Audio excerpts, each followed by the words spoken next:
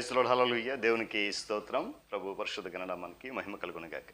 క్రీస్తునందు ప్రియులరా, దేవుడు తన మహాకృపను బట్టి మా యొక్క నూతన ఉదయకాల సమయంలో వేకుని రీతిగా ఆయన పాద సముఖమునకు వచ్చి ఆయన నామాన్ని స్తుతించడానికి చక్కటి శ్రేష్టమైన అవకాశాన్ని మనందరికీ అనుగ్రహించారు. అందుని బట్టి ఆయన విలువైన శ్రేష్టమైన పరిశుద్ధ ఘననామమునకు మహిమ ప్రభావం కలుగునుగాక.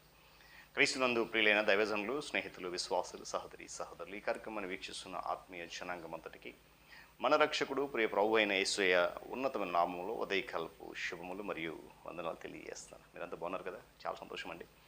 రండి, ఈ దినం కూడా మిమ్మల్ని ప్రేమతో నేను ఆహ్వానిస్తూ ఉంటున్నాను. అనుదిన అభివృద్ధి ఉదయకాలపు ధ్యానాలైనటువంటి ఆధ్యాత్మిక కార్యక్రమంలో నాతో పాటు వాలిబాక్స్లో ఈ వాక్యాన్ని ధ్యానించి దైవ దీవెనలు పొందుకోండి. ఉన్నాయి బైబిల్స్ దగ్గరలో తెరచి చూడండి. లేని పక్షాన్ని చదివే మాట విని గ్రహించి వాక్య ధ్యానంలో వాలిబాక్స్లోకి అండి. నేటి దిన ధ్యాన వాక్యంగా లేవియా కాండము 21వ అధ్యాయము 8వ వచనాన్ని ఒక మాట నేను చదువుతా ఉన్నాను. మిమ్మల్ని పరిశుద్ధపరచు యెహోవాను నేను పరిశుద్ధుడను గనుక అతడు మీ దృష్టికి పరిశుద్ధుడు కావలెను. దేవుడు తన పరిశుద్ధ లేఖన మాట మనందరి కొరకు దీవించునుగాక. తల నుంచి కళ్ళు మూసుకుంది. చిన్న ప్రార్థన వాక్యం కొరకు మహోన్నతులు మీకు వందనాలు. తిరిగి మరొక నూతన ఉదయకాల సమయంలో వేకుని రీతిగా నీ పాద సముఖములు చేరి మీ నామాన్ని గణపరిచేటువంటి ధన్యత మాకు ఇచ్చారు. మీకు వందనాలు. ఈ ఆధ్యాత్మిక కార్యక్రమం ద్వారా అనేక మంది బిడ్డలు పాలివాసులే ఆత్మీయమైనటువంటి మేలు పొందుకుంటున్నారు. ఇంకా బలపరచు, స్థిరపరచు. మీరే మహిమ ఘనత పొందండి. యేసయ్య నామమున అడుగుతున్నాను తండ్రి, ఆమేన్. చాలా సంతోషం ప్రియులారా, చదవనటి మాట మనందరికీ బహుశా గుర్తుండే ఉండొచ్చు. పాత నిబంధన గ్రంథంలో దేవుడు ఎక్కువ సార్లు ఈ మాట ఉపయోగించాడు. నేను పరిశుద్ధుడను, నేను పరిశుద్ధుడను. ఇన్నిసార్లు శుద్ధి శుద్ధి శుద్ధి.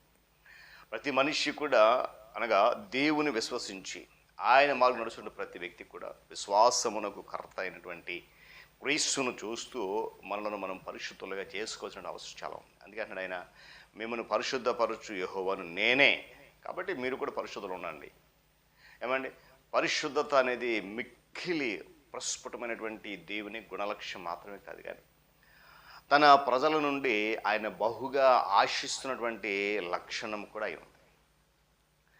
లేవికాండములో ఇశ్రాయేలీలకు ఆచరణ విధులు మరియు నైతికమైనటువంటి పవిత్రతను ఉపదేశించుటకు ఉద్దేశించబడింది.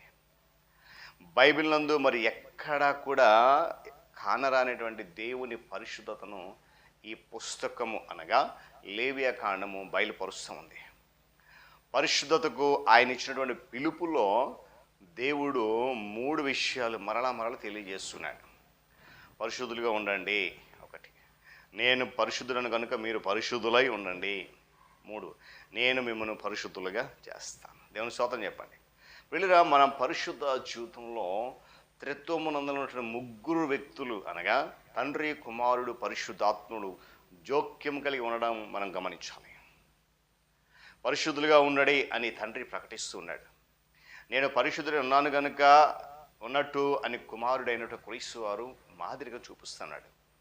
నేను మిమ్మల్ని పరిశుద్ధులను చేస్తాను అని పరిశుద్ధాత్మ దేవుడు తన సహాయమును వాగ్దానం చేస్తున్నాడు. హల్లెలూయా చెప్పండి. ఎంత ధన్యత మనందరం కూడా ఇలాంటి గొప్ప అవకాశం కలిగి ఉన్నది.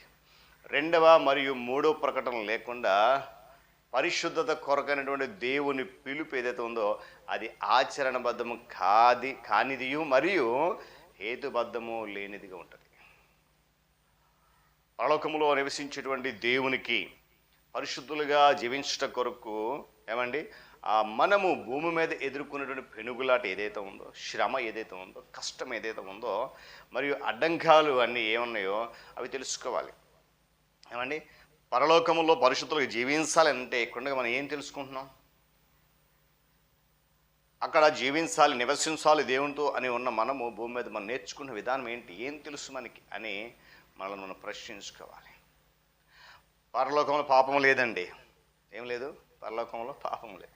ఆ పాపము లేనటువంటి పరలోకము నుండి పాప రోగ పీడితమైన లోకమునకు వచ్చినటువంటి యేసుక్రీస్తు ప్రభువే ఈ ప్రశ్నకు జవాబు. పాపరహితుడైన, ఎలాంటి పాపము లేదు ఆయనలో. మానవ రూపము దాల్చి సకల విధములైనటువంటి శోధనలు ఎదుర్కొని ఆయన ఖచ్చితమైనటువంటి పవిత్ర జీవితం జీవించి మనకు ఒక మాదిరికరమైనటువంటి మార్గాన్ని చూపించాడు.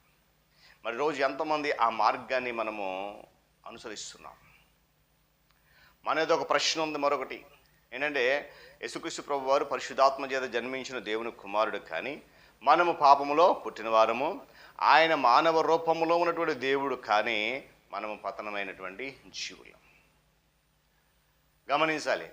కనుక మనము ఆయన వలె పరిశుద్ధులుగా ఎలా ఉండగలం? ఆయనంటే పరిశుద్ధాత్మలు గర్భం ధరించింది మరియమ్మ, పరిశుద్ధాత్ముడిగా జన్మించాడు కనుక పరిశుద్ధుడు జీవిస్తున్నాడు. మనం పాపంలో పుట్టిన వారు కనుక పరిశుద్ధులు ఎలా ఉండగలం ఆయనలాగా?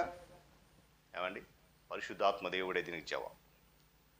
ఆయన మనలో జీవించి తన పేరుకు తగ్గట్టుగా తన ప్రథమ కర్తవ్యముగా మనల్ని ఏం చేస్తున్నాడంటే పరిశుద్ధపరుస్తున్నాడు.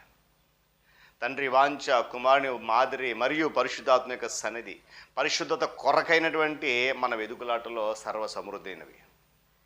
పరిశుద్ధత కొరకైనటువంటి రాజ్య మార్గంలో దేవుడు మన పక్షమైనప్పుడు మనకు విరోధి ఎవరండి?